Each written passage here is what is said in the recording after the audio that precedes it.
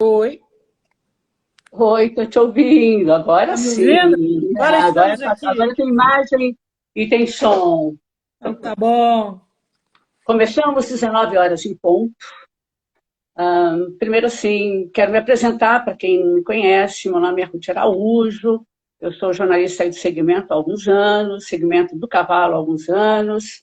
E o Ismael Silva, presidente da Associação do Cavalo Lusitano, me convidou para estar conduzindo esse ano as lives da associação. Nossa convidada de hoje é uma pessoa muito conhecida, principalmente da galera do adestramento. Muito bem-vinda, Cláudia Mesquita, a nossa primeira live do mês de abril. Obrigada, Ruth. Eu fico muito feliz de poder participar, ter recebido esse convite do Ismael, seu, para poder falar um pouquinho aí do adestramento, do esporte de um modo geral, né? Do hipismo de um modo geral. Eu sempre fico muito feliz em participar da live que vocês fazem. Obrigada. Então, quero apresentar um pouquinho a Cláudia, porque a gente conhece a juíza, aquela pessoa, sabe, séria, dentro daquela casinha na pista de adestramento, mas a Cláudia, ela tem uma história muito linda e muito engajada no adestramento e no hipismo de uma maneira geral. Hoje, a Cláudia é presidente da Comissão de Juízes e Oficiais da Confederação Brasileira de Hipismo, além de consultora técnica do Parequestre, onde até outro dia nessa primeira fase da gestão, da nova gestão, ela estava na direção. Ela é uma juíza internacional, é uma juíza internacional 4 estrelas, a gente vai estar falando disso. E também ela é comissária de adestramento nacional e internacional. Cláudia, para que as pessoas te conheçam um pouco, a gente está fazendo essa apresentação, o envolvimento profissional da pessoa, nesse bate-papo da pessoa com o cavalo. Mas a sua história com o cavalo começou há muito tempo. Eu queria que você contasse um pouquinho e o porquê que o adestramento foi a tua opção. Na realidade, eu comecei alguns anos atrás, por acaso, né? Uma grande amiga nossa nos convidou para conhecer um clube famoso aqui de São Paulo, chama-se Clube de Campo de São Paulo. E nos convidou para conhecer o clube para nós entrarmos de sócio. Era uma amiga minha que chama, inclusive, Cláudia Mesquita. O único nome do meio que mudava chamava Thanos, Cláudia Thanos Mesquita. Hoje ela vive no Uruguai. E a Cláudia montava nesse clube. Esse clube tem um departamento hípico e ela montava. Então, nós fomos conhecer, eu, a minha família, fomos conhecer o clube. E ela, me lembro que ela tinha um cavalo imenso, que eu olhava o cavalo e dizia, nossa, eu era pequena, o cavalo acho que parecia que tinha 2 metros de altura. E ela disse, você não quer experimentar? Sobe em cima, aquelas coisas, né? Não, dá uma subidinha, tal. Mas eu sei que aí nós entramos de sócio para o clube, acabamos entrando de sócio para o clube, e eu fui para a área de hipismo, propriamente dita, né? Como todo mundo, comecei no hipismo na escolinha do clube de campo, né? Tive aquelas aulas básicas, né? Trote, passo, galope. Eu acho que não, um mês depois eu já estava saltando, que é o básico de qualquer escola. Agora eles estão melhorando isso, mas há mais de 20 anos atrás o esquema era esse. Então eu comecei a montar cavalo, eu e minha irmã. Logo depois a gente teve 2 cavalos, eu tinha um cavalo e ela o outro. Já eram cavalos que faziam adestramento, um pouquinho de adestramento, e saltava mais. A minha irmã depois desistiu, caiu, ficou com medo, desistiu, acabei ficando com 2 cavalos, né? E comecei a intensificar mais a parte de adestramento. Isso eu estou te falando da época de 70 e pouco, 80, tá? Naquela época, nós tínhamos os coronéis, tanto da Polícia Militar do Estado de São Paulo, como os coronéis ou majores, o pessoal do Exército, eles tinham tido cursos, muitos cursos fora do país, né? O Exército, por exemplo, tinha cursos em Saumur, na França. Então, esse pessoal ia fazer esses cursos, tanto de salto, adestramento, como cavalo completo, e trazia todo esse know-how para o Brasil. E a gente tinha aula com eles, né? Eu tive o prazer de ter aula, iniciei com o Coronel Navarro, que foi, inclusive, comandante do Regimento 9 de Julho. Depois eu tive o Coronel Bozon, que foi um ícone na parte de adestramento, muito conhecido, né? Foi assistente de ordem do Figueiredo, né? Nunca mais me esqueci, eles eram até parecidos. E aí depois tive o Borges, Coronel Borges, né, e a Ingrid. Então eu tive poucos instrutores, mas todos voltados para o adestramento. E aí eu comecei a competir. Passei por todas as séries, desde Children, o Mini Mirim, até a série Sênior. Cheguei a grande prêmio, fiz várias provas de grande prêmio especial, grande prêmio normal, freestyle, tudo isso. Tá? Inclusive, no passado, as provas eram mais difíceis. Eles alteraram as reprises e de uns anos para cá a coisa ficou um pouco mais simplificada. Era bem complicada as provas. Eu tive uma série de títulos, tanto de campeão paulista, campeã brasileira, participei ativamente. No passado, Ruth, você deve se lembrar porque você era da IPOS, né? Você era redatora-chefe, editora-chefe da IPOS, não é isso? Você Sim. sabe muito bem que nós tínhamos grandes eventos. Marlboro, você tinha Stock Campari, você tinha Banco Safra, H-Stan. Era uma época que você tinha grandes eventos. E o que tinha de muito bom? Por exemplo, Banco Safra, que era no Clube Hípico de Santa Amaro, por causa do Monticello Almuli, né? Você lembra disso, né? Eu estou voltando lá de trás, né? Mas eram bons tempos, hein? Mas o Banco Safra, o que tinha? Era um internacional, certo? E aonde você pactuava as 3 modalidades olímpicas. Você tinha o adestramento, você tinha o salto e você tinha o cavalo completo. Tudo no mesmo ambiente. Então, isso era muito bom.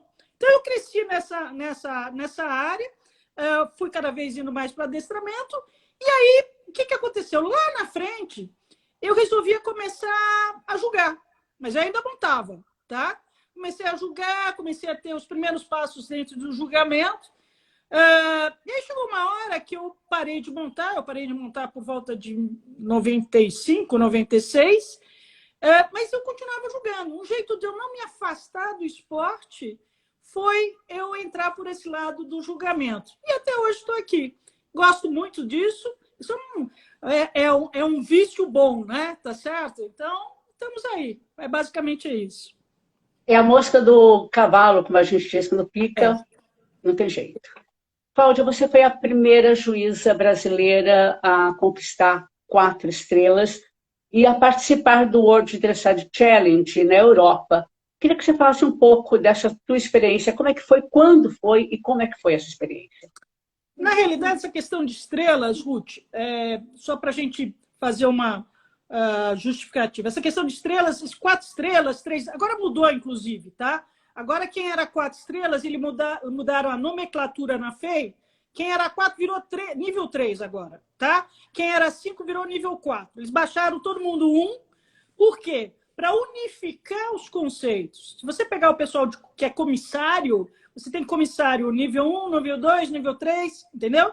Então, para unificar o mesmo sistema, eles colocaram quem era 5 estrelas, virou 4, 4, 3, 3, 2, 2, 1.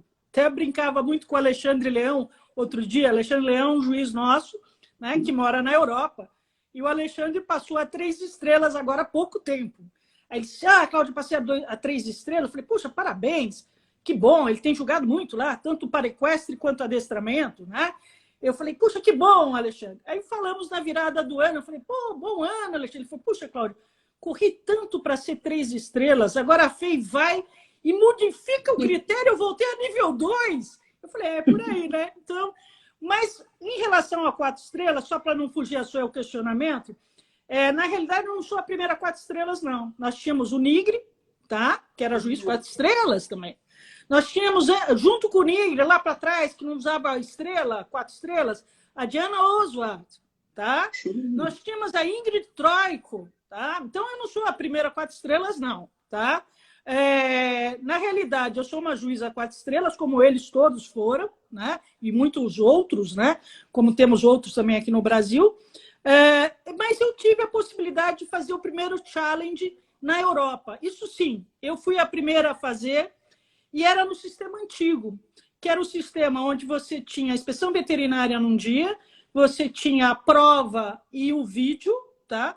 E no dia seguinte, eram 3 dias, e no dia seguinte você tinha a clínica propriamente dita. Foi o último ano desse sistema na FEI que eu participei. E eu tive uma experiência fenomenal, uma coisa que puxa, eu indico para todo mundo. Pena que acabou, tem um outro sistema agora, mas era um sistema fenomenal. Naquele ano nós fizemos 6 países.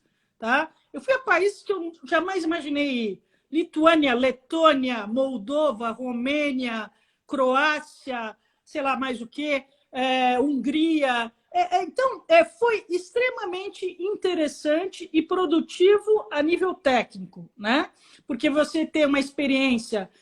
O que é importante para o juiz? Importante para o juiz não é só a parte técnica, né? Você ler, você fazer cursos, é super importante. Mas a experiência, as horas de voo são muito importantes, como qualquer eu digo, profissão, né?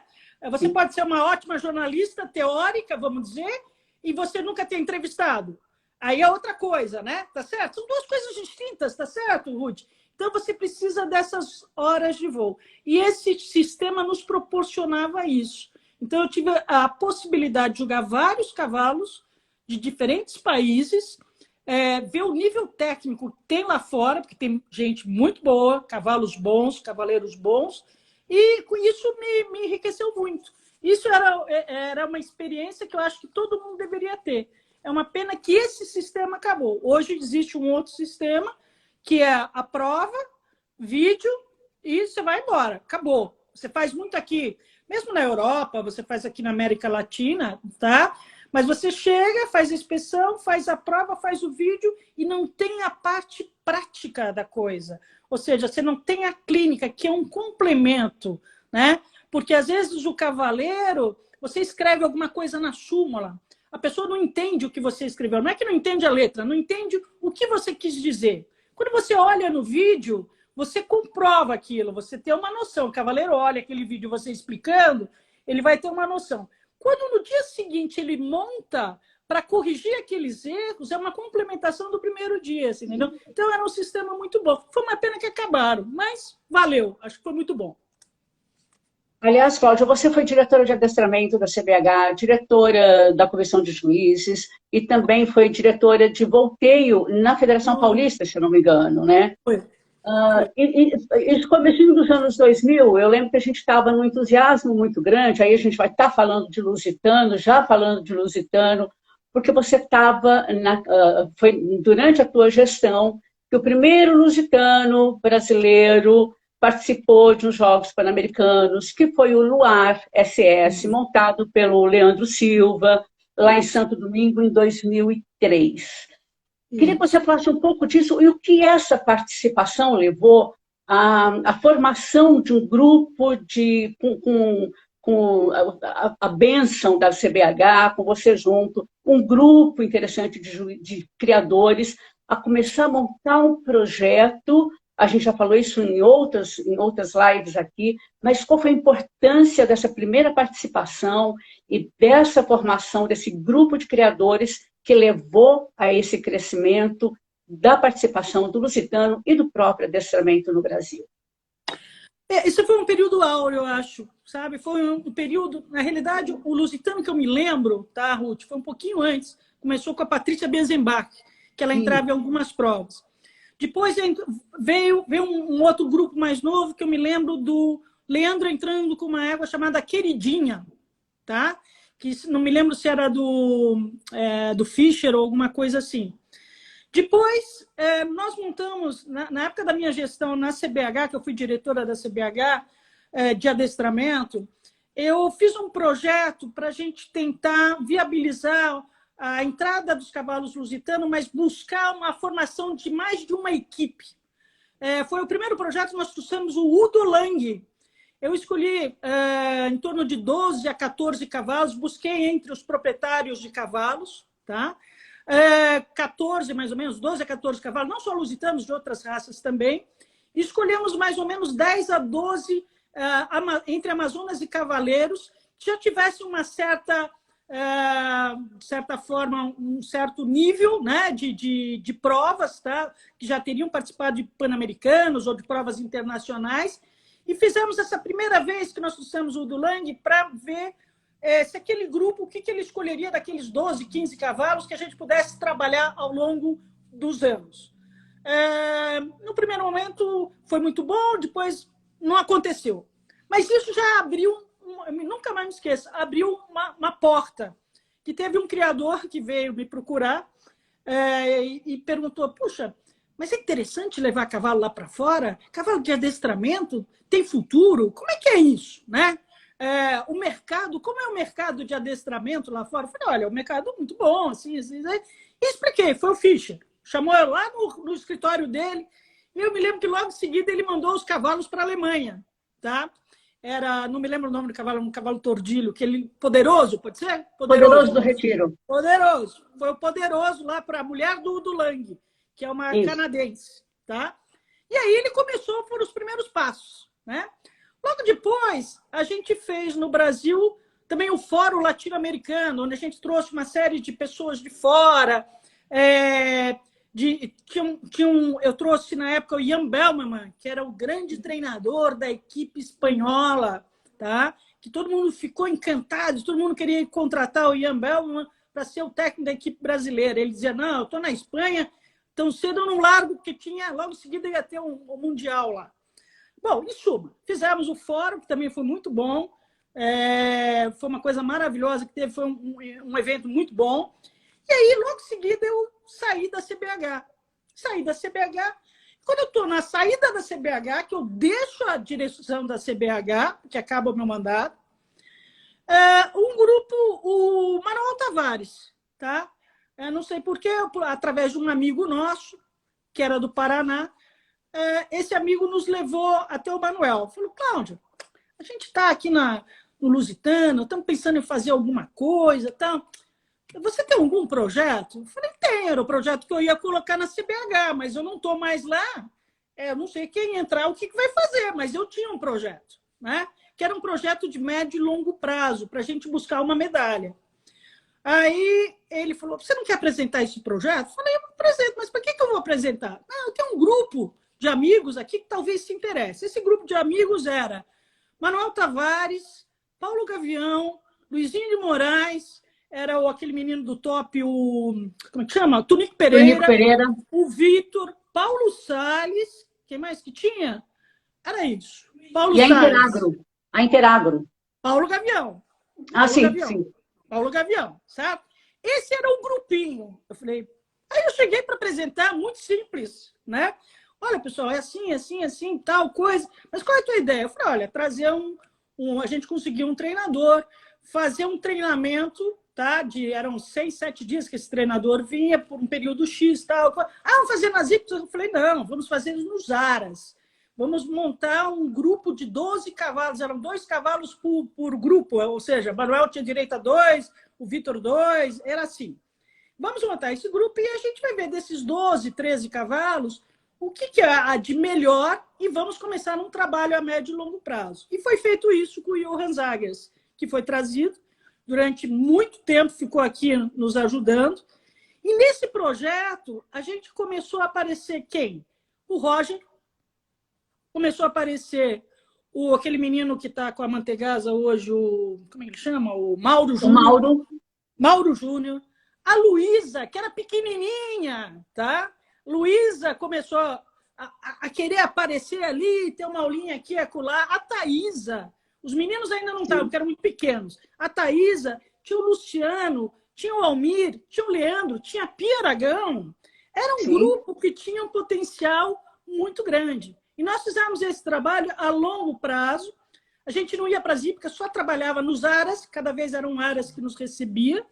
E aí, fomos fazendo esse trabalho até a hora que a gente falou assim, não, agora é o momento da gente começar a competir. Né? Aí começaram a competir e tal. Eu sei que, para encurtar a história, parte da equipe do Rio de Janeiro, do Pan-Americano, era baseada nos lusitanos, tá certo? Sim. E nós chegamos a ganhar a medalha de bronze ali. E depois continuou esse projeto para frente. Né? Então, foi muito interessante e a possibilidade de abrir isso. E o Leandro Culuar abriu a primeira porta, que foi o Pan-Americano de Santo Domingo. Foi o primeiro lusitano, me lembro que ele estava sendo vendido para o México, esse cavalo.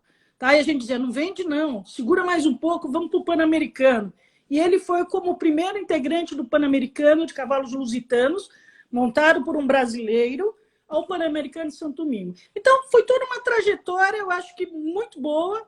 O Lusitano, daí para frente, começou a cada vez aparecer mais, não que já não fosse conhecido, mas nacionalmente despertou, junto aos criadores, uma possibilidade de medalha, que é diferente. Sim. Uma coisa é a criação, a outra é a possibilidade de você participar de grandes eventos, você conseguir uma medalha. Então, acho que foi uma sementinha que a gente plantou e eu tive o prazer de participar disso. Foi um período muito bom. E os outros depois deram continuidade. Não, e lembrando que em 2007 foi uma loucura, porque a equipe, 2 integrantes da equipe, a Pia e o Jorge Ferreira da Rocha, acabaram desistindo, né? Já com os cavalos dentro a Pia espaço... teve um problema o cavalo teve um problema, acho que é lamilite. Lamilite, isso. E o Jorge passou mal, ficou doente e não pôde. Então, na realidade, o pessoal entrou de última hora, tá certo? A Luísa entrou de última hora. Sim. E, no final, terminamos com a medalha. Isso quer dizer só o seguinte, que a preparação estava sendo eficiente. Sim, que todo o trabalho que eles fizeram ao longo desses anos propiciou esse resultado. Entrarem e fazerem feito. Certo? Sem dúvida. Sem dúvida. É. Ali a Rosângela Riscala está falando lá com a gente de Paris, dizendo que o Rodolfo com o Luar foi campeão sul-americano de júnior em 2001 na Sociedade Hípica Paulista. Aliás, Rodolfo tem uma contribuição absurda com a gente. A gente está falando assim, de toda essa tua trajetória de contribuição, e a gente pega uma nova gestão na CBH, assim, com um foco especial no adestramento e no paraequestre. Queria que você falasse um pouco dos planos para as 2 modalidades e qual vai ser a tua contribuição nesse ciclo olímpico até 2024. Olha, na realidade, a parte do adestramento está sendo capitaneada pelo Sérgio, que inclusive você entrevistou, acho que semana passada, né? Eles estão fazendo um trabalho forte aí, com vistas aos Jogos Sul-Americanos, ao Campeonato Mundial, que vai ser agora em agosto. Provavelmente tenhamos pelo menos 2 ou 3, não sei se vamos ter uma equipe ou não. O pessoal está tentando a classificação lá fora, né? O João acho que já tem uma classificação, não é isso? Sim. E o João Pedro... tem 9. O João tem 9 índices, o Pedro com Famos tem 4 índices, mas o Sérgio nos falou que tem 2 conjuntos na Europa e um conjunto no Canadá, tentando chegar pelo menos no índice da FEI, que é o 66, porque a ideia é realmente participar como equipe. Senão esses 2 com certeza já têm nível pelo técnico. Menos 2 nós temos. Deus quer que tenhamos mais 2. E aí a gente pode ter equipe. Vamos torcer para isso. Então, acho que eles estão fazendo um trabalho sério nesse sentido. Obviamente, essa gestão que entrou com a defasagem de 1 ano, não se esqueça isso. Essa gestão tem 3 anos para acontecer. E, na realidade, quando a gente entrou, eu entrei no paraequestre, não entrei no adestramento, mas eu tomo pelo paraequestre, a gente já pegou o cavalo encilhado. O cavalo passou na frente da gente, a gente pulou em cima. Tá certo? Ninguém teve muito tempo para fazer muita coisa. Não dá para pensar muito, é mais executar, né? Então, eles estão fazendo a parte deles. O pessoal que queria se classificar ou tentar qualificar para ir para o Mundial já estava correndo em cima disso, né? Mesmo com a outra gestão. Mas eles estão tentando agora fazer um trabalho para o Odesur, né? Que vai ser as seletivas, se não me engano, um CAN e são 2 CDIs que vão ter em São Paulo, né? E vamos ver como é que o pessoal vai participar no Sul-Americano. Em relação ao paraequestre, o que eu posso te dizer? Exatamente, eu entrei, o meu cavalo passou e eu pulei em cima. Na realidade, quando eu entrei, eu não tinha dimensão Sabia que tinha um Mundial, mas não tinha dimensão de como funcionava o paraequestre no sentido de modalidade para ir competir fora. Eu aprendi um pouco ao longo do caminho, porque é uma modalidade totalmente distinta. O adestramento, por exemplo, Você tem o João, você tem o Pedro, você tem quem quer que seja aqui no Brasil que queira participar, você tem o seu cavalo. Você vai, classifica. Você entra no CDI e classifica. E leva o seu cavalo. Não é o normal? É o normal. No Paraequestre não é assim. No Paraequestre, você classifica o atleta. Tá? Então, nós tínhamos uma classificação. Nós tivemos o Campeonato Brasileiro, que foi feito em novembro, e depois tínhamos uma observatória, que tinham chamado uma observatória para março. Tá? A somatória dessas duas, somatória não, a primeira e a segunda, os maiores percentuais teriam direito a ir para a Europa, para aí você alugar um cavalo ou arrumar um cavalo para esse pessoal, para esses cavaleiros, para eles tentarem a qualificação. Então, o que nós temos hoje? Nós temos 3 pessoas que foram classificadas como atletas no Brasil, que é a Verinha, que é o Thiago e que é o Flamarion. Estão classificados como atletas para ir à Europa, tentar a qualificação para ir à Dinamarca. Ainda tem um outro step, você entendeu? Rodolfo, tá? Que agora há pouco a Rosângela, inclusive eu dou uma boa noite lá para a Rosângela, um beijo a todos eles. Rodolfo e Sérgio Oliva já estão pré-classificados por causa dos Jogos Olímpicos de Tóquio, ok? Rodolfo foi segundo lugar e o Serginho também teve uma classificação e eles já estão pré-classificados. Então, eles já estão, tecnicamente, como se estivessem na Dinamarca, certo? Então, esses 3 que nós temos que levar para lá, você tem que buscar cavalos para esse pessoal, aí eles têm que entrar numa prova, 2 provas ou 3 provas, não importa. Eles têm que conseguir 2 vezes 62%, tá? Para estarem qualificados para ir para os Jogos mundiais. Mas veja bem, é um sistema muito complicado, você concorda comigo? Sim. Porque é difícil uma pessoa, não importa quem quer que seja, não importa se é paraequestre, se não é paraequestre, qualquer que seja a modalidade. Se você pensar que você chega na Europa, você vai montar um cavalo que você nunca montou, mesmo que seja uma semana, 10 dias, 15 dias, 20 dias, 30 dias que seja, para você entrar numa prova, para você conseguir uma qualificação, é difícil. Pessoas que às vezes montam 5 anos não conseguem. Agora, Cláudia, o que impede de levar o próprio cavalo? Eu estou falando aqui porque a Verinha, por exemplo, a Mazili, se qualificou para ir para seletivas na Europa, montando um cavalo lusitano, que é o Zaco dos Pinhais. Uhum. Aonde está o empecilho dela levar o próprio cavalo e os outros meninos levarem os próprios cavalos para essa qualificação na Europa? Bom, primeiro que a qualificação que estava em novembro dizia que os para-atletas classificados em novembro terão direito a ir ao CPDI na Europa para tentar uma qualificação lá. Tá?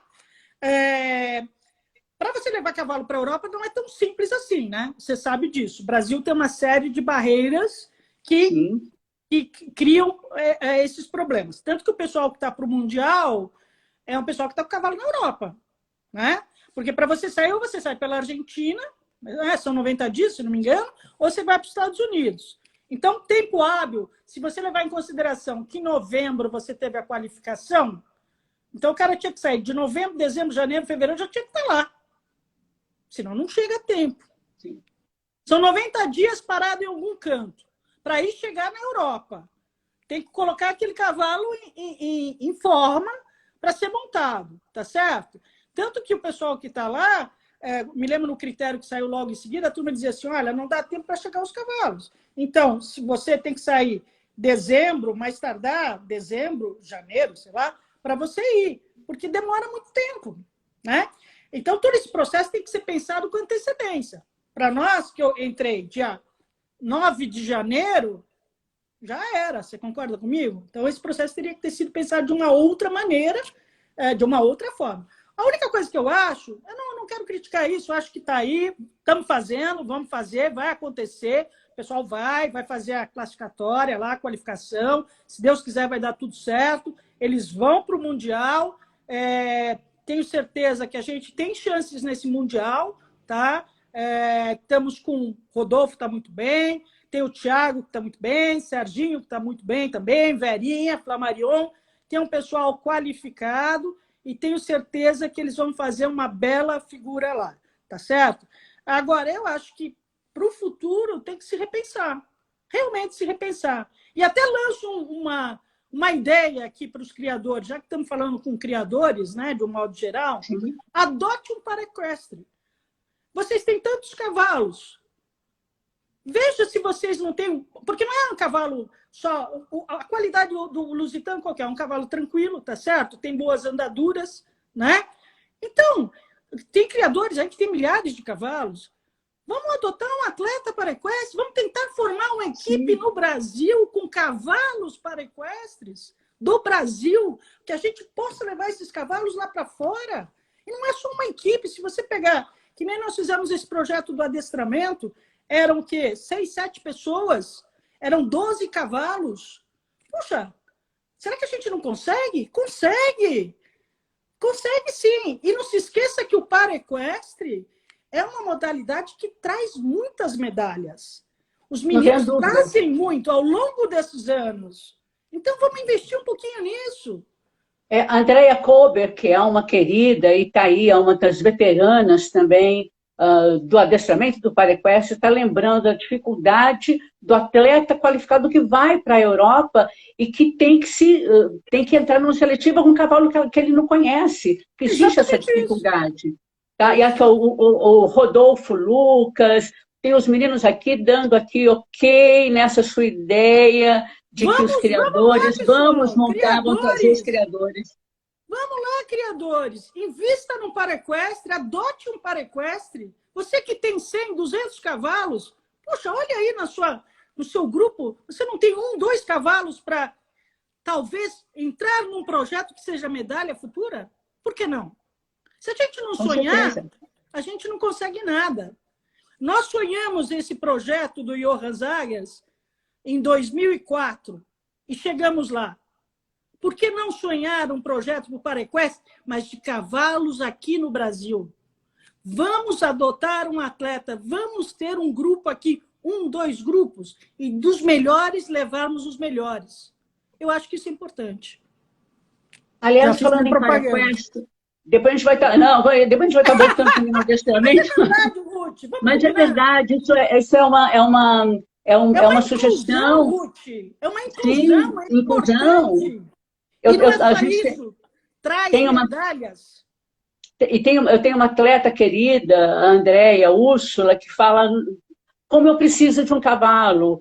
Né? Ela foi para o tambor e ela fez uma belíssima campanha, voltou agora para o paraequestre. O sonho dela é ter um cavalo, está aí colocando para todo mundo. E ela voltou, você sabe por quê? Sabe por que ela voltou? Porque no começo da minha gestão, nós trouxemos, o Rodolfo vinha ao Brasil, eu combinei do Rodolfo dele fazer uma palestra e uma clínica de 3 dias. Eu agradeço a ele muito isso, tá? Porque ele possibilitou, ele fez uma clínica aqui em São Paulo, aberta a todo mundo foi convidado, né? Para incentivar. E nessa clínica nós tivemos alguns cavaleiros que retornaram. Não foram as observatórias agora, porque não foi possível, mas que irão participar futuramente. O Donizete, você se lembra do Donizete? Sim. Donizete. A outra menina, Isabela Tupinambá, que nunca tinha feito. Ela falou, nunca fiz. É uma menina que tem um potencial. Teve o aluno do Diego, aluno da Andrea Kober. Então, teve uma série de pessoas que apareceram. E como essas apareceram, outras aparecerão. Você entendeu? O próprio Rodolfo, outro Rodolfo aqui do Brasil, que é um excelente cavaleiro, merece um cavalo. Rodolfo Lucas. Isso, o Rodolfo Lucas. Merece um bom cavalo, tem condições. Então, a gente tem que investir nesse pessoal. Eu acho que eles têm condições. Então, eu peço realmente, se alguém topar dentro do Lusitano e englobar essa ideia, eu acho que só vai ter coisas boas aí para o futuro. Aliás, aqui a Andrea Kober está lembrando que em 2006 ela levou o primeiro Lusitano, Ultimato do Areté, que foi um sucesso total. Na época, foi o melhor resultado. Vamos apoiar o paraequestre com lusitanos. Está aí o recado para os criadores. A gente está falando do Rodolfo Riscala, que é um ídolo dentro do PareQuest, certamente ele vai ganhar corações e muitos seguidores e muitos fãs na modalidade, disso não tem a menor dúvida. E existe um projeto, quando você assumiu o PareQuest no começo do ano, de que era buscar talentos para o PareQuest nas escolas de ecoterapia, na ecoterapia. Esse projeto vingou, está vingando, como é que está? A gente está fazendo um trabalho. Agora, quando eu entrei, deixa eu só fazer uma retrospectiva para você poder entender. Quando eu entrei com a seguinte missão. Eu fui convidada. Eu não sou do PareQuest, eu sou juíza do PareQuest, tá certo? O meu foco sempre foi adestramento, é a coisa que eu entendo, pelo menos acho que entendo, tá certo? Ou tento estudar para entender um pouco mais a cada dia, né? Mas eu fui convidada no sentido de tentar organizar um pouco o PareQuest em algumas coisas que as pessoas sentiam uma certa falta ao longo desses anos. Por exemplo, nós fizemos um manual, nós fizemos um regulamento nacional, que foi uma compilação de vários regulamentos, inclusive tem um agradecimento especial a todo mundo que me apoiou, porque esse regulamento não foi feito sozinho, tá? Alexandre, Leão, o pessoal que são os comissários, que é a Maiara Verde, a Gabriele, a Rosana, a Airosa, ou seja, uma série de pessoas que ajudaram isso, Carlos Lopes também, né? Que nos ajudaram, porque Carlos Lopes, sim, entende muito de PareQuest, é um juiz com uma graduação muito alta, tá? E eu pedi a ajuda dele, sim, pedi para olhar o regulamento dele, sim. E que vai estar no júri do Mundial. Exatamente. E o nosso regulamento, por uma questão de tempo, né? Porque tinha que sair isso rapidamente por causa das observatórias, né? Que não fui eu que criei, já estavam criadas, eu tive que fazer. Nós fizemos esse regulamento em 7 dias. Então, foi uma compilação do regulamento de adestramento nosso, do regulamento do Carlos Lopes, regulamento veterinário, regulamento geral. É uma compilação. Não foi o ideal? Não, não foi o ideal. O próximo que vier melhora, mas pelo menos temos uma semente aí. Em cima disso, fizemos um manual de comissários, tá? Fizemos um manual de comissários, o que você... Isso nós fizemos para adestramento também. Isso é muito legal que nós fizemos. É um manual com as perguntas básicas que os cavaleiros fazem muitas vezes aos comissários e ao juiz. Posso usar tal bridão? Posso usar tal espora? Nós fizemos para adestramento, fizemos para PareQuest e fizemos para prova de cavalo completo. Esse é um manual totalmente visual. O que quer dizer totalmente visual? É por fotos. É o mínimo de coisas escritas. Você bate o olho e você sabe o que está ali. Não são desenhos, são fotos. Porque desenho dá outra interpretação. Foto é foto. Então, esse trabalho foi feito, o regulamento foi feito, foi feito a tradução. Cláudia Ronda, muitíssimo obrigado. Tradução das reprises de adestramento. Tá? Então, foi feito um trabalho que a gente não tinha. E, fora isso, foram feitas as observatórias, que estavam marcadas, e a gente teve que fazer um sistema novo esse ano, né? Por uma falta de tempo, eu tinha que classificar esses meninos, esses paratletas, num tempo muito curto, porque eles têm que qualificar ainda lá fora. Então, nós fizemos um sistema que nem o Challenge, que é feito, onde o juiz vai até o local do cavaleiro. Ou seja, escolhemos 3 locais que normalmente tem mais cavaleiros, que é São Paulo, Minas Gerais e Brasília. Perdão. Deslocamos o mesmo grupo de juízes e de comissários e classificador para esses 3 locais. Ao final de 6 dias, nós tínhamos os melhores percentuais. E com isso a gente conseguiu saber fechar o grupo que estaria apto a ir à Europa. Tá? Foi um sistema novo, o pessoal do PareQuest estranhou, mas, na realidade, eles estranharam, mas a própria FEI, no Fórum Internacional que fez esse ano, em janeiro, já disse que vai adotar o Challenge, sistema Challenge, para o PareQuest. Então, na realidade, nós utilizamos uma coisa que é usada mundialmente, tanto em adestramento como em salto, tá? Nós aplicamos no Para e, com pouco tempo, conseguimos fechar o quadro para levar o pessoal para a Europa. tá? Então, basicamente, foi isso. Agora, Cláudia, numa sequência de uma semana, essas observatórios foram feitos aqui em São Paulo, em Minas Gerais e em Brasília. E os atletas podiam participar de qualquer uma das etapas. Um paulista podia, um atleta que estivesse competindo em São Paulo, podia ter ido para Brasília ou para Minas, mas o tempo era curto para deslocamento, toda a logística incomodava. Era meio um empecilho. E a questão do Covid também, né? Vamos combinar? Que o Covid sempre foi um problema, uma preocupação de todos nós, né? Porque você fazer os atletas ficarem andando para lá e para cá, né? A aglomeração não é o ideal. Então, eles fizeram na própria casa deles, né? Então, mas para o futuro, com o fim do Covid, se Deus quiser, com a proposta para as próximas classificatórias, os próximos desafios, as próximas observatórias, manter esse sistema do challenge, do juiz ir, mas com maior espaçamento de data, para que um atleta que não conseguiu o índice em São Paulo possa ir para Brasília ou para Minas e competir lá, faz parte dos planos da associação, da confederação? Complementando que eu desviei o assunto anterior, mas eu vou falar isso que você me perguntou, mas eu entrei na CBH com a missão de fazer essa parte de regulamentos. Fiz isso, nesse inteirinho, eu fiquei buscando uma pessoa que pudesse tocar isso do ponto da observatória para frente, certo? E aí, a gente veio conversando com várias pessoas, e surgiu uma pessoa do Paraná, chama-se Claudiane Pasquale, tá? Que é a atual diretora do Paraequestre.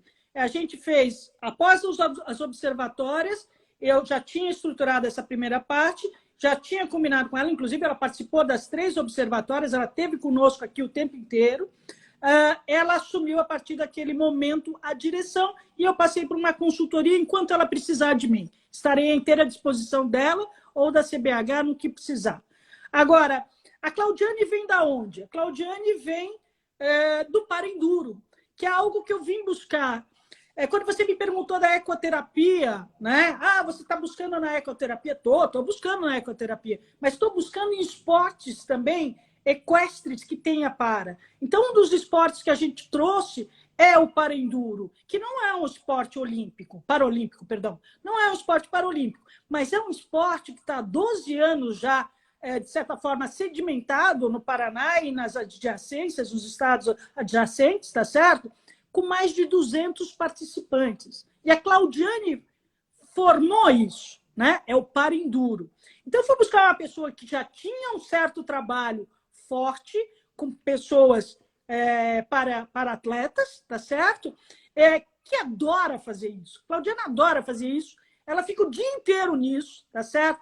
E ela é extremamente organizada, porque a Claudiane, não sei se você sabe, a parte de paraequestre, a gente trabalha muito com projeto, né? Porque o nosso dinheiro vem todo do Comitê Paralímpico, né? Não é da CBH, do Comitê Paralímpico. Então, projeto é uma questão muito séria, né? Se tiver 0,1 errado, o pessoal vem atrás de você. Então, a gente precisa ter as contas muito, muito amarradas, muito corretas. E o que tem a Claudiane de também tão bom? Além dela ser ótima de parenduro, gostar, entender, ela foi do Tribunal de Contas, né? Foi auditora. Então, essa parte de planilhas, ela trabalha muito bem. Isso é muito importante para a gente. Além do que, ela tem uma parte política muito ativa, é família de políticos. Conhece muita gente, eu acho que isso é muito importante, porque o Paraequestre tem isso. Então, voltando à sua pergunta, que você me perguntou, vocês vão fazer esse mesmo sistema de provas que nem da observatória? Eu, particularmente, não sei, tá? Eles agora estão focados na ida para a Europa. Na realidade, nós já fizemos uma grande alteração em relação ao Paraequestre, isso eu deixei, que foi o seguinte, nós fizemos 3 observatórias, tá? De 2 dias, foram 6 dias. Nós fechamos um nacional que vai sair em Goiás, tá? Nós vamos ter, vai ter em Goiás, esse ano ainda vai ter Goiás, 2 dias pelo menos. Nós fechamos um nacional em São Paulo, tá? Que vai ser, não sei se é julho ou agosto, agora eu não me lembro. E nós temos o brasileiro. Então, são 7 eventos de uma turma que vinha com um evento por ano, porque o Paraquest só tinha o brasileiro. Sim. Então, acho que já foi uma grande, sabe, um grande passo, né? No sentido de criar oportunidades, porque não é possível num país tão grande quanto o nosso que a gente fique restrito a um grupo muito pequeno de participantes. Nós temos que trazer. Então, o enduro, qual é a ideia do enduro? É que esses enduristas para o enduro, eventualmente a gente consiga enxergar um potencial para adestramento, você entendeu? Como para tambor, como para rédeas. Então, tudo Sim. isso está sendo feito no sentido de criar mais oportunidades e que o esporte cresça. Então, estamos lutando em todas as direções. Existe em relação, eu não sei se a Claudiane vai fazer ou não, mas ficou apalavreado com Brasília e com Minas Gerais, e provavelmente São Paulo também, de fazer o mesmo sistema que tem no adestramento, que é o Desafio Brasil, tá? Que é a prova, que nem o Challenge, para esses estados também. Mas está fora desse cronograma que eu te falei aí, das 6, 7 provas. Então, acho que já foi feito alguma coisa significativa. Com certeza. Queria voltar um pouco no adestramento convencional e falar dos concursos de adestramento nacional e os cursos técnicos que ganharam aí um espaço maior na programação da CBH esse ano. Qual a importância dessa parceria? Eu acho que a gente fechou uma parceria no começo do ano. Eu sentei com o Sérgio e falei, Sérgio, vamos fazer o seguinte, inclusive porque eu acho que tanto o adestramento quanto o Paraquest, eles não podem trabalhar sozinhos. Eles têm que estar agregados, né? Então, vamos fazer o seguinte, nós vamos ter CDI? Vamos. Tá bom, vamos trazer juízes de fora? Vamos. Então, vamos trazer esses juízes, vamos aproveitar que a gente já está, tem uma série de cursos para você trazer esse pessoal e vamos fazer cursos de adestramento, para adestramento, cursos para treinamento de profissionais, cursos para treinadores, perdão, cursos para comissários. Então, esses CDIs, esses nacionais todos, a gente sempre está agregando algum curso, tá? Já tem tudo isso marcado agora, daqui para frente. E um diferencial, tá? A parte de comissão de juízes, o que fez? Para que ela serve, né? Por que a gente existe? A comissão de juízes. É um grupo de juízes de diversas áreas e comissários de diversas áreas que se juntou para uniformizar a carreira desse juiz, desse comissário, desse classificador.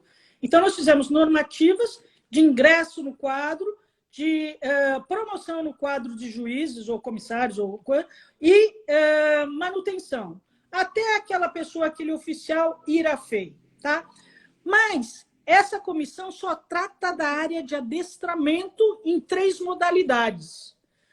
Adestramento propriamente dito, paraequestre, porque tem prova de adestramento, e na prova de cavalo completo, ou seja, o CCE, que tem o adestramento. Então, por que a gente quer fazer isso? E no primeiro momento, algumas modalidades ficaram até, vocês estão querendo se meter na nossa área? Não, nós queremos melhorar a sua área. Sim. Qual é a intenção? É uniformizar a visão do juiz. Quando eu tiver que dar um 4 no paraequestre, é o mesmo 4 no adestramento e é o mesmo 4 no CCE. Hoje você não tem isso. Hoje você, às vezes, entra numa prova de determinada modalidade, você tem, às vezes, diferenças entre um juiz e outro de 10%. Isso é inadmissível. Você está enxergando 2 coisas distintas.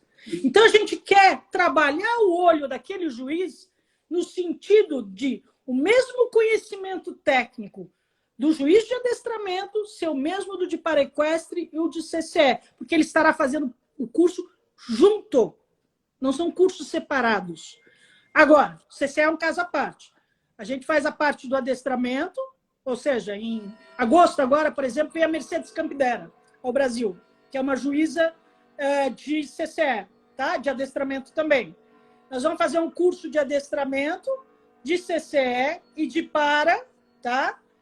E só que para complementar, no caso do CCE, você ainda tem que fazer o cross e o salto, né? Seriam os pré-requisitos dele. Mas você já está com uma parte adiantada e a visão, a unificação ou das notas tem que ser as mesmas. é nesse sentido. Então, por isso foi criada essa comissão para trabalhar isso de uma forma para que todo mundo possa ter um melhor desenvolvimento técnico. Cláudia, a tua experiência como juiz internacional te levou aí a julgar em vários países. A gente sabe que o adestramento brasileiro é protagonista na América do Sul. Queria que você fizesse uma avaliação até onde a gente pode avançar e uma outra questão.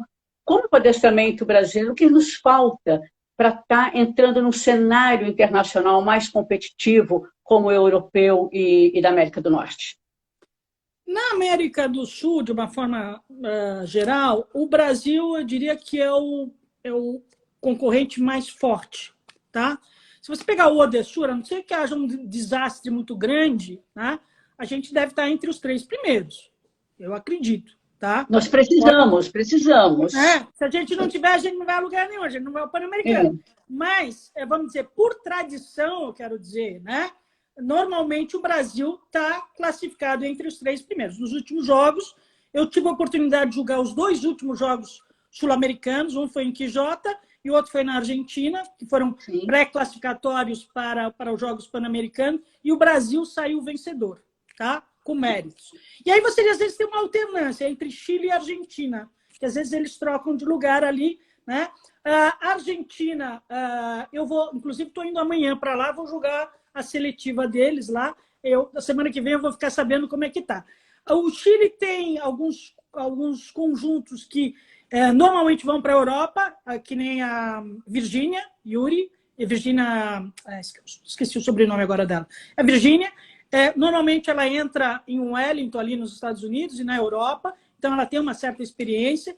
Você tem uma série de cavalos ali também, criadores de cavalos andaluzes na Argentina, no Chile, perdão, que também às vezes comparecem lá fora para participar. Então, eu diria que o segundo posto normalmente alterna, né?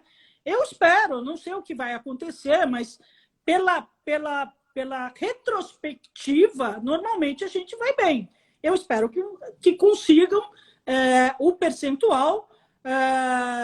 Primeiro tem que conseguir o percentual aqui no Brasil, tá certo? Mas que lá estejam entre o primeiro, segundo e terceiro lugar, certamente, para a gente poder ir para o Pan-Americano. Né? Vamos defender o ouro, né? Vamos defender o ouro no Brasil. Mas eu acho que tem que pensar em ouro. E te digo mais, eu acho que a gente não pode pensar em Pan-Americano em bronze. Bronze nós já temos. Já tivemos várias vezes. Tá? Nós temos que talvez pensar em bronze. Isso. Talvez pensar num bronze, voltar a pensar num bronze como individual. Tá? Que nós tivemos com Orlando Facada lá atrás e nunca mais tivemos. Não me recordo, pelo menos. Se eu estiver errada, você me corrige. Orlando foi o único bronze na Venezuela. No mínimo num bronze individual, mas por equipe nós temos que começar a pensar mais para cima. Se a gente quer evoluir, tá? Se a gente quer chegar a algum lugar, não podemos pensar mais em bronze.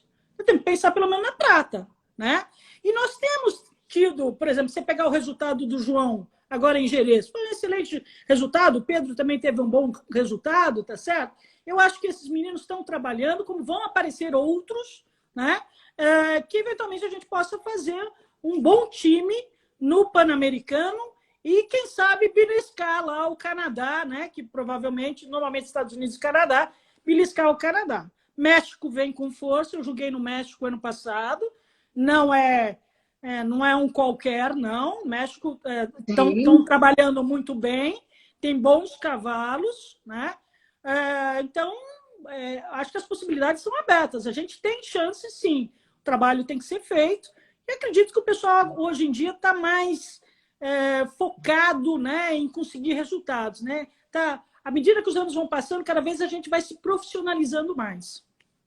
Falando em profissionalismo, estamos nos profissionalizando mais.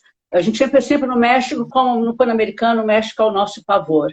Mas não, tem que deixar para trás. Agora, falando em talento, pessoal, eu não posso deixar de falar do João Vitor Oliva, que essa semana saiu aí o ranking da FEI.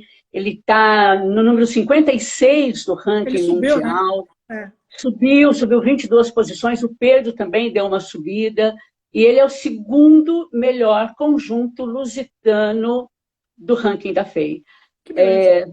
Isso é motivador, de qualquer maneira. Não, Aliás, o João isso é Vitor... fenomenal, porque se você pensar, o João era um menino até outro dia, como o Pedro também, eles têm evoluído, à medida que os anos estão passando, eles estão se profissionalizando. E o João foi para a Europa, ficou na Europa, está full time, né, nisso, está na Campline agora, o Pedro também se desdobra, né, para cada vez evoluir mais, tem muito investimento nisso tudo, né? Então, eu acho que quando a gente trabalha sério, a gente tem um retorno, né? Muito bom, né? Eu acho muito bom. Agora, eu queria lançar um outro projeto, posso? Claro, por Eu já favor, o lancei no espaço é seu. Parequestre. Eu Por queria favor, é lançar seu. eu queria lançar um projeto aqui para os criadores, não só do Parequest, mas dos criadores de lusitanos, no sentido de pegarem no seu grupo de cavalos, escolherem 2 ou 3 cavalos, pelo menos 2 cavalos, que tenham 4 anos, e que façam um grupo ou façam um projeto de desenvolvimento desses cavalos. Você pega um cavalo de 4 anos, daqui a 4 anos ele está com 8 anos. Se ele fizer um trabalho correto, tá? Mas uma coisa séria, né? Com um grupo fechado, um trabalho sério, com 4 anos ele está a nível de São Jorge, ou seja, Small Tour. Ele vai estar com 8 anos. Mais 4 anos, ele fecha certamente, quando ele terminar de fazer um Pan-Americano, né? Se você tomar como base o próximo ano, por exemplo, 2023, você tem o Pan-Americano do Chile. Imagine que você é dona de cavalos, você tem um cavalo de 4 anos, 2 cavalos bons, e você faz um projeto de médio e longo prazo. Daqui a 4 anos, tem que ser 2, porque um às vezes pode ter problema. Daqui a 4 anos, você estaria entrando num Pan-Americano. E 2 anos depois, você estaria fazendo um grande prêmio. Quer dizer, você tem mais 4 anos para fazer grande prêmio em mundiais, em Jogos Olímpicos, o que quer que seja. Então, eu acho que para o criador do cavalo lusitano, ele tem que pensar no fortalecimento da sua raça em relação ao seu ferro, como eles dizem, né? Em relação a participações internacionais. Se ele quer ir para o esporte, se ele não quer, eles têm outro esquema. Mas se ele quer visar ir para o esporte, ele faça um trabalho de busca de bons cavalos no seu grupo e que pegue um treinador sério, ou feche um grupo que nem nós fizemos em 2004, nós fizemos esse projeto. Um grupo de 10, 12 pessoas, cada um tenha 2 cavalos, e que faça um trabalho sério, você vai ter o seu ferro num Pan-Americano. Você vai ter o seu ferro nos Jogos Olímpicos. E eu acho que para a raça isso é muito importante. O desenvolvimento da raça não é imediatista, tá? Porque eu me lembro que existe a questão imediatista no Brasil, muitas vezes. Puxa, amanhã eu tenho um Pan-Americano. Pô, 2 dias antes eu saio correndo para arrumar um cavalo. A probabilidade de dar errado isso é muito grande. Pode dar certo. E parabéns para quem deu certo. Não tenho nada contra. Mas a probabilidade, né, o estresse, vamos dizer, de você conseguir fazer um negócio desse é muito grande. Agora, se você fizer um projeto a médio e longo prazo, que você pega esses animais e vai fazendo um trabalho de escala de treinamento, como a gente diz aqui no adestramento, tá? Para possibilitar trazer esses cavalos para eventos grandes, eu acho maravilhoso. Isso são cavalos novos. É um trabalho em cima de cavalos novos, que é um trabalho diferente do que o trabalho, vamos dizer, para mundial, que é uma outra coisa. Você pegar cavalo novo. Para você ter cavalo novo, você tem que ter treinador de cavalo novo. Você entendeu? Não é qualquer treinador que faz, que leva. É diferente. Então, eu acho que isso vocês poderiam usar assim. Olha, a Rosângela está mandando mais um recadinho aqui. Estamos abertos a receber cavalos para treinar aqui na Alemanha.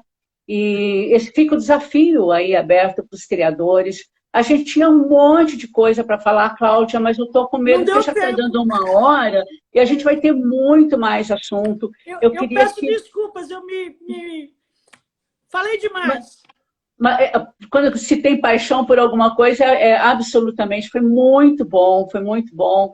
Tinha muitos mais assuntos para a gente conversar, mas a gente vai ter outras oportunidades. Cláudia, antes de encerrar com você, eu quero assim, lembrar que estou falando aqui em nome do Ismael, a Exposição Internacional do Cavalo Lusitano, que vai acontecer de 18 a 22 de maio, estava programada para o Guarujá, mas houve um contratempo na cidade e a exposição foi transferida para a Sociedade Hípica Paulista. A gente vai estar falando muito mais sobre isso e quais são as mudanças e as novidades nas nossas próximas lives.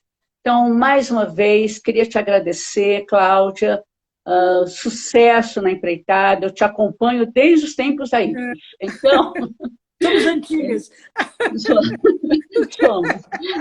Só não pode falar que é masculino. Temos história, né? Temos causas, né?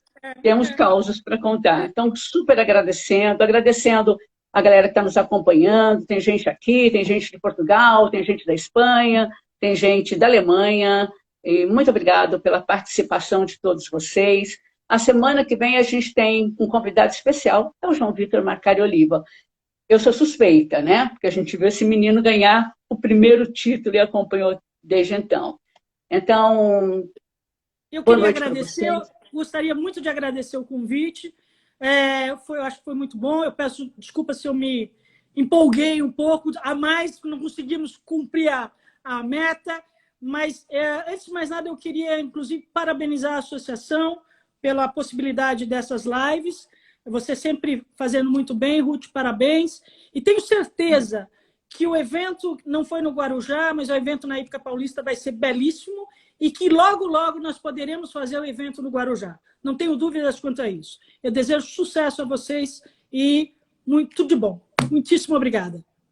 Eu que agradeço, nós que agradecemos, a associação que agradece. Então, pessoal, o recado está aí, a exposição, quem é o criador já recebeu essa notícia. Estamos reforçando aqui, o Ismael vai vir daqui a algumas semanas falar das mudanças, falar das novidades. A Paulista sempre foi um palco muito interessante também para o cavalo lusitano. Nós temos ali várias atrações, vai ter um CAN. Então, na torcida para que os criadores compareçam, para ser um evento importante. E dentro desse papo que nós tivemos aqui com a Cláudia, se unam do mesmo jeito que vocês fizeram com o adestramento, apoiem o Palequestre. E o adestramento também. Cavalos novos também. Os dois. Cavalos novos também. Tem muita coisa acontecendo e a gente teve o privilégio aí nessas 2 décadas de estar acompanhando o adestramento no Brasil. Se emociona de ver, né, Cláudia? Os recordes de participação, os recordes de nota. Gente, é um entusiasmo de quem viu 3 ou 4 cavalinhos participando de um campeonato brasileiro. E hoje a gente vê quase 200 inscritos. Que a gente brigava por fazer 64 no PAN de 2007. E hoje a gente vendo o João fazer 74%. É emocionante. Então, a gente que ama... mais coisa. E vamos ver muito mais. Aguarde. Muito mais. Aguarde, muito mais. Verá. Tenho certeza. Com certeza. Então, muito obrigado por sua participação com a gente. Muito obrigado pela sua colaboração, pelo seu envolvimento, por sua paixão pelo esporte, porque todos nós que agradecemos. Prezados, boa noite, muito obrigado. Nos vemos na próxima quarta-feira. Mandem sugestões, estamos aqui para isso, tá bom? Muito obrigado pela audiência, boa noite, até mais.